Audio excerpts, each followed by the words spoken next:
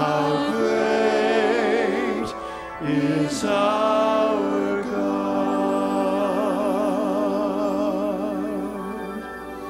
If you get in a hard place in life and you don't know what to do and you don't know what to pray, that would be enough. How great is my God. On Aloha Sunday, we always look at a Hawaiian proverb that helps us to understand more about the culture of these islands, and then also gives us some insight into our own spiritual truth.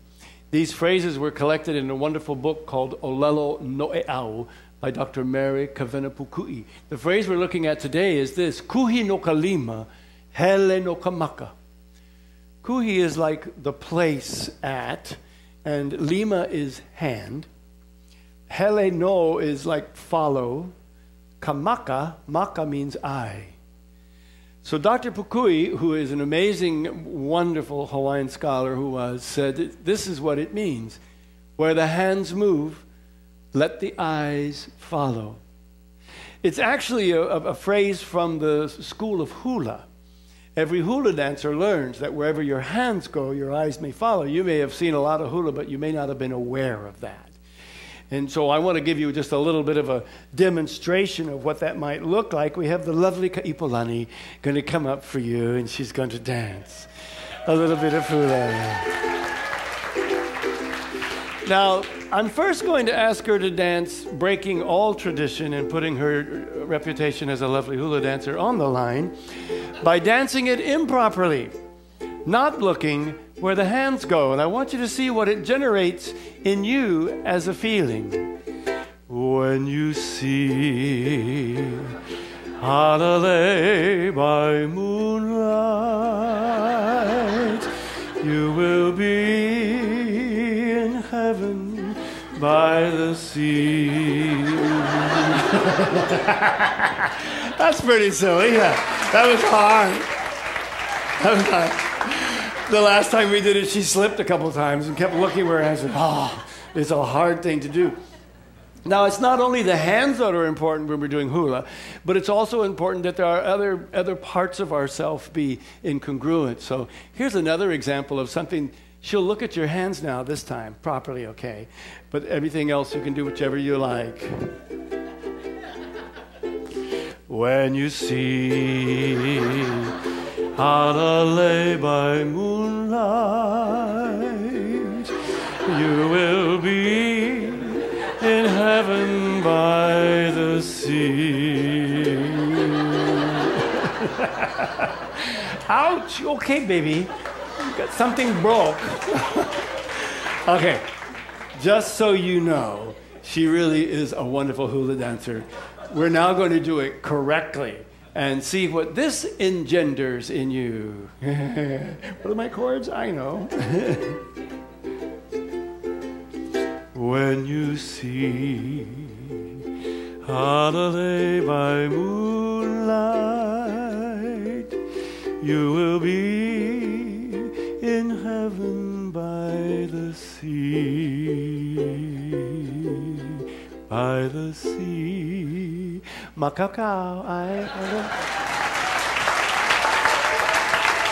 hey, no, kapio Lonnie. So did you notice how funny it felt when she wasn't looking where she's going? And it's a little bit hard to figure out what's wrong if you're not really a hula expert. This really speaks about an issue of congruency, that where the hands go, the eyes follow. But it's more than just a hula practice. It's a very profound teaching about the spiritual congruency that we have within ourselves. Congruency between our words, our thoughts, and our actions. It's an incredibly powerful concept.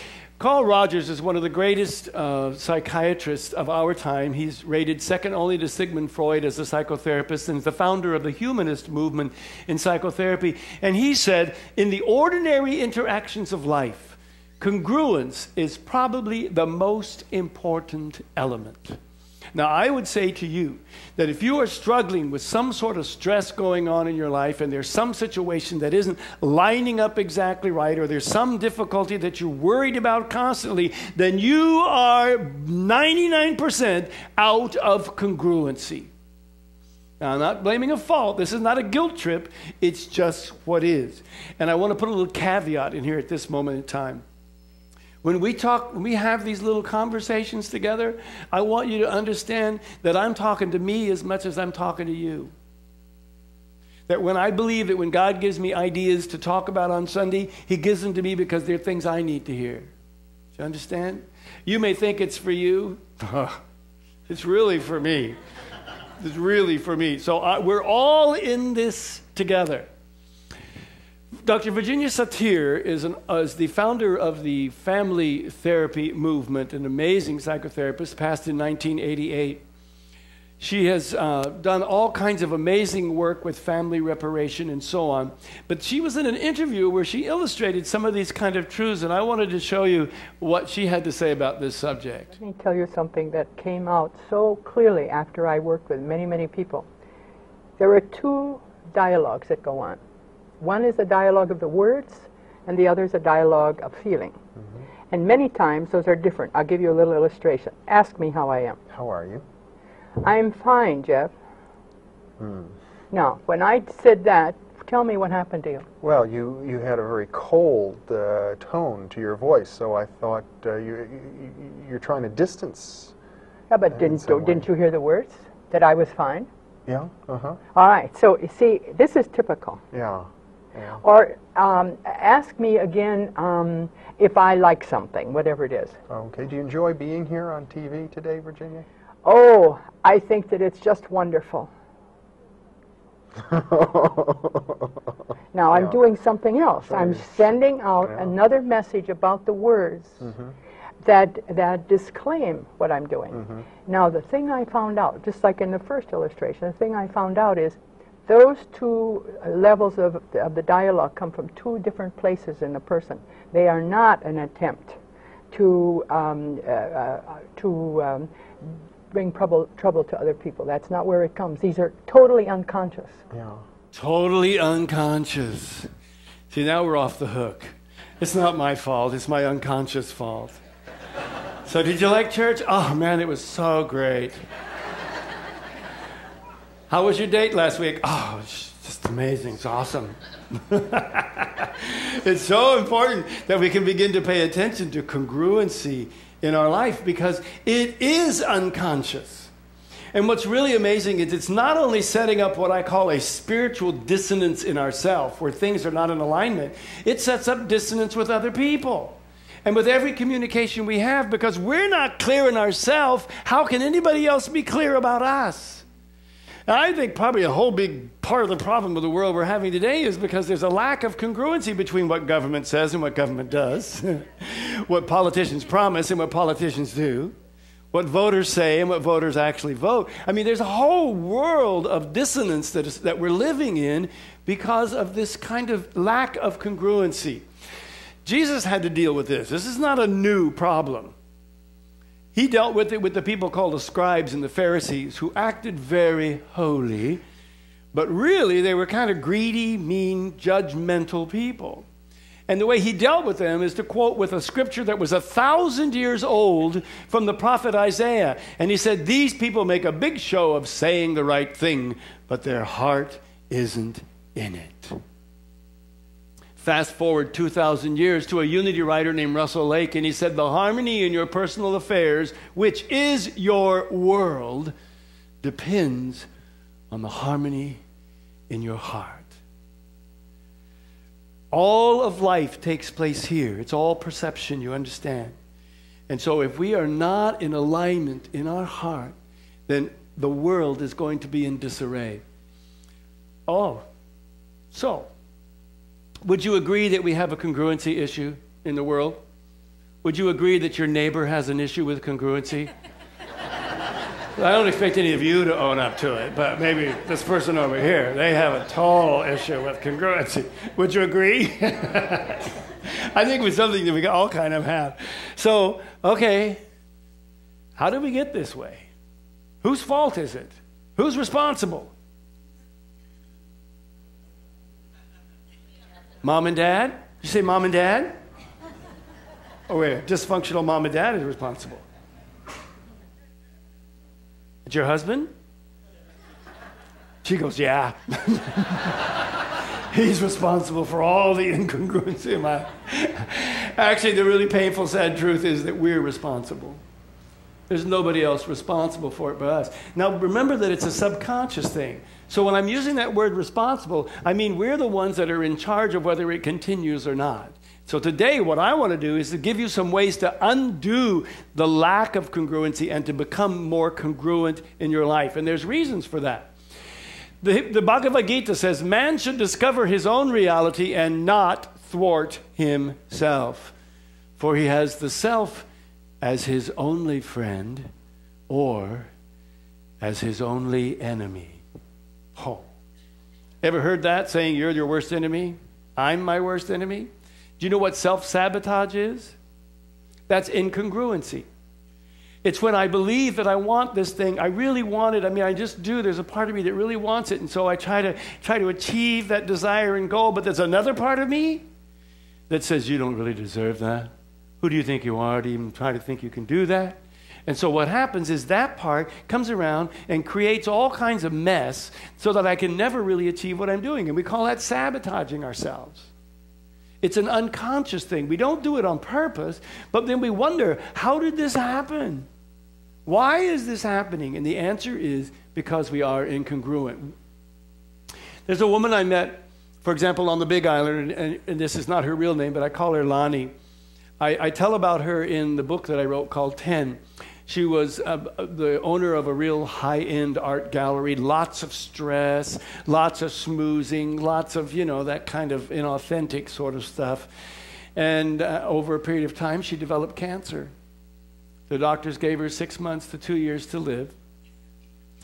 And when she prayed and meditated about what to do with this situation, the guidance she received was to do nothing. Don't take any of the treatments, but change your life. And so she did. She gave up the gallery, she sold it, she took some time off, and then she opened a little aloha gift shop where she could just be gracious and friendly to people, which is what she really wanted to do. And then she became a bird rescuer, taking wild natural birds that were hurt and damaged. And you know what? That diagnosis of 6 months to 2 years was 7 years ago. She's incredibly happy. And in the book, I say this about her. The resulting choices she made and the changes she acted upon brought her soul into harmony with the true nature of her life's work, and she was healed. Now, that's important. Because when I talk about congruency, it's not just some mental concept of, oh, let's just align our thinking and be all that. I'm talking about healing your life. I'm talking about healing issues that go way back. I'm talking about healing your life. Congruency can do that. All kinds of amazing things happen when we're congruent. You'll find yourself feeling incredibly self-confident when everything is alignment in you. When what you believe about yourself is what you are doing and it's the way you're acting. There is incredible self-confidence. You'll also find more energy and desire to do things that will actually impact the world. We stop thinking so much about ourselves, getting lost in this little internal battle, that now we can actually start thinking about somebody else. Oh my God. The universe gets bigger and we are no longer the center of it. We also will find peace. An incredible peace that comes by living in intention of your life. And then because of that, all the decisions that come up are easy to solve. Because is this decision in alignment with my values? Is this congruent with what I believe and think about myself and the world? Because if it isn't, then the answer is no. It becomes really, really simple. Because if we don't know what we do value and we don't know what we do believe, then how are we ever going to be able to make intelligent decisions that are the right ones for our lives? Because we don't know. And then when you do make those decisions, everything falls into place. It's perfect. So are you kind of convinced now that maybe you want to have some more congruency in your life? That was the whole point of all that. Oh, let me tell you, anybody not want congruency? And it's okay to own that. Because let me tell you something. Once you start getting congruency in your life, you can't fool yourself anymore. And the other thing is you can't blame anyone else anymore. So a lot of people say, no, my life's fine. You know that saying, ignorance is bliss? Yeah, I don't want to know. I'm fine. I'm just going to bounce through life like a pinball. There's two things in order to become more congruent. Two things you can do. The first one is understand yourself. And the reason we have to understand ourselves is because the more we understand ourselves, then the more likely we are to have a life in congruency. If we know why we do what we do, then we can understand how to deal with it and how to heal with it. If we don't, it's really difficult. Okay, well, how do you do that? Number one, and it's not just because this is a church. Number one is because we are spiritual beings, first and foremost. Do you understand that? We have bodies, we're living out this human experience, but at the core of our being, we are spiritual beings, created in the image and likeness of God. So to me, what's really important first and foremost is we have to decide what that relationship is. And I am not going to tell you what it should be. Because you have that relationship with the God of your understanding, and that's perfect. I do want you to understand that relationships grow and change. So sometimes they get deeper, sometimes they get more distant. So just know that whatever relationship you have with God right now is flexible. You can make it deeper or richer. But we need to know, Charles Fillmore is the co-founder of this whole movement called Unity. And he said it this way: what an incalculable amount of time, energy, and effort has been wasted trying to build conditions of harmony by both individuals and society without making the connection between the thinker and the true source of thought. You see, it's possible to be congruent within yourself and to be completely out of alignment with God. It's possible. Because you can have one purpose, one mission, one thing to say, one thing to do. But if it's not in alignment with God, there's not going to be any meaning, there's not going to be any purpose, there's not going to be any ultimately really joy in your life. So that has to be first, is figure out what that is. Second, these are some suggestions for you. Keep an inspiring journal. An inspiring journal is just a journal of when you encounter something that really just kind of like, it just gets you going. It just touches your heart. And you get, that was the coolest thing. Write it down. Because those are going to be clues for you of what the passions in your life are.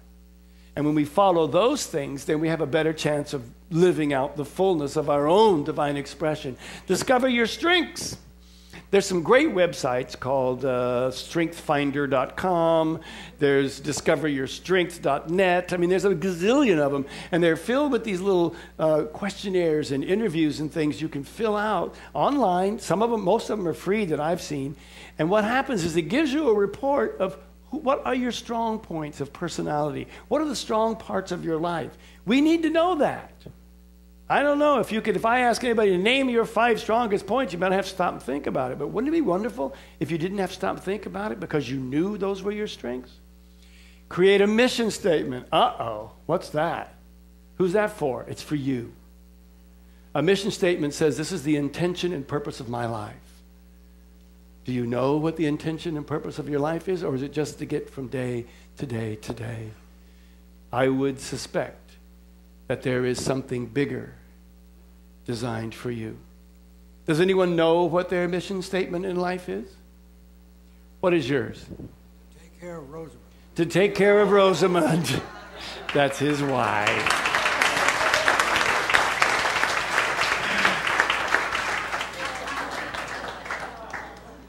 That was my dad's mission statement too. Take care of my mom. Who else has a mission statement? What's yours, Jonathan? To spread the love of God to the people of the world. See, that's kind of, mission statement is not a little thing. It's a big thing about what is your life about? To spread the love of God to all the people in the world. Who else has one? What's yours, Salim? To make people realize that all religions are on converging paths to the same reality. To make a what? People realize to make people realize that all religions are on converging paths to one reality. That's big words to say that all paths lead to God, but that's the right big words. And the wonderful thing about Salim that I know, that's his mission, is that he's one of the founders of Belnet, which is belief.net. He is incredibly active in the interfaith movement in our city because that mission statement drives him. That's important. Anybody else got one more? What's yours, Alice? To hold the light wherever I am. Yes. You do, too. Thank you. Yeah. Isn't that awesome? Thank you for sharing that. So I don't want you to feel left out if you don't have one. I didn't have one for a long, long time. And then, I got into something that helped me to do that. So my encouragement for you is to think about that. That's who you are. What is your mission in this life? And it should be grand and awesome. And then the last one is to know your values. What's important to you? And the only way to do that is maybe to start to list them, start to prioritize them. These are things that are important to me. And list them so we're not guessing anymore. You see, it's not like we're just amorphous amoebas working around the world. Now you'll be one of those incredible laser-sharp people, and you've seen them, that no matter what happens, they seem to be able to have an idea, to follow it through, to get people aligned, and to make it happen. Do you know those kind of people? You've seen them? Well, that's you. The only difference is they are congruent in their thoughts, words, and actions, and they know who they are and why they are here on this planet. They know what's important to them. We can all do that. The second step simply is to apply your understanding to everyday life. Now, this is important because we have to constantly remind ourselves of our beliefs. Jesus was trying to do this a lot of times when there was, for example, when the young rich man came to Jesus, said, "Oh, I believe you're the Son of God. I'm going to follow you." And Jesus said, "That's great. Sell everything you have, give it to the poor, and come on, we're going to go." You know what happened? The man turned away. Because what did he believe? He believed his money was more important. You understand? We have to be constantly reminded of what's important. There's another time where another man came up to Jesus and said, "Hey, I want to follow you, man. You're it. I want to follow you. I believe you're the one." Jesus says, "Great, come on, let's go." And the man says, "Oh, but I have a funeral next Thursday, so I have to go and take care of this funeral business." And Jesus said in Aramaic, "Whatever."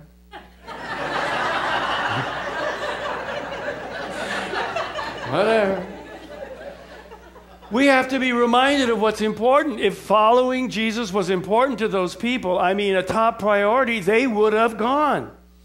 So we need to keep reminding ourselves constantly of what's important. And then we need to create a life that lets us be congruent. And we're the ones responsible for that. There's a man named Scott Densmore who had a good job in San Francisco. And then one day he went to a speed reading class. And it was an amazing experience for him. He learned how to read 3 times faster than he had been. But what was more important is he saw how this class impacted the people who came to it. That they all of a sudden felt more empowered, more self-confident. He thought, that is wonderful. So he went home and he wrote it in his journal of things that moved him. A couple weeks later, he's looking through and he says, "I think I'm going to call that guy." So he called the teacher of the class and said, "Hey, I took your class. It was awesome. Do you need any help?"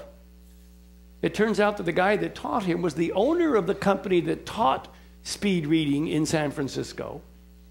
He took Scott Densmore as a trainee, and now Scott is responsible for teaching speed reading classes all throughout the city of San Francisco.